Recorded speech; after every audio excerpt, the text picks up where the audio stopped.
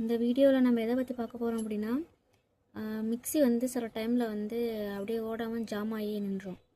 அப்போ வந்து என்ன அது எதனால் அப்படி ஆகுது அப்படின்னா, இப்போ இப்போ இங்கே ஃப்ரீயாக சுற்றுது பார்த்தீங்களா, இது மாதிரி சுற்றாமல் இது அப்படியே இங்கே ஸ்ட்ரக் ஆயிரும்.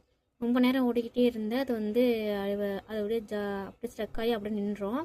அதை திரும்ப திரும்ப அப்படியே போட்டோம் அப்படின்னா அது ஹீட் ஆகி வெடிக்கிறதுக்கும் சான்சஸ் இருக்குது. இதை வந்து எப்படி கிளியர் பண்ணது அப்படின்னா, நம்ம மிக்ஸியை ஃபுல்லாமே கழட்டிட்டு இதை மாதிரி எடுத்துடணும்.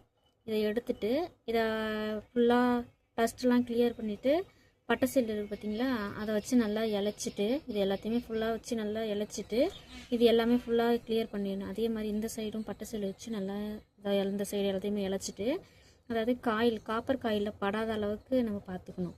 சப்போஸ் அப்படி பட்டுச்சு அப்படின்னா அதில் டேமேஜ் ஆயிரும். சிலது வந்து நம்ம அது பட்டை செல் வச்சு நம்ம தேய்க்கிறப்பே இந்த காயில் எல்லாம் பட்டுச்சு அப்படின்னா அது கட் ஆகிட்டு அப்படின்னா வேறு எங்கேயாச்சும் பட்டதா ஷார்ட் ஆகி அதுக்கப்புறம் அது அந்த நம்மளுடைய மிக்ஸி வந்து யூஸ் ஆகாது, அப்படியே வேஸ்ட் ஆயிரும். அப்புறம் காயலாங்கல்ல தூக்கி போட வேண்டியதான்.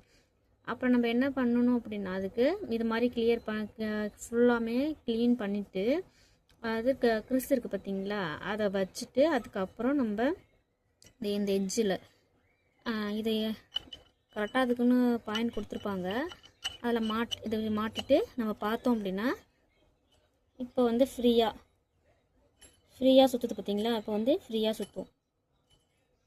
இதே வந்து அந்த ஸ்ட்ரக்காகி இருக்கிறப்ப வந்து அப்படியே நிற்கும், ஓடாது, அப்படியே ஸ்ட்ரக்காகி நிற்கும். இப்போ ஃப்ரீ ஆகிடும். நமக்கு அசம்பிள் பண்ணுறது தான், நம்ம ஃப்ரீயாக நமக்கு அசம்பிள் பண்ணிக்கலாம்.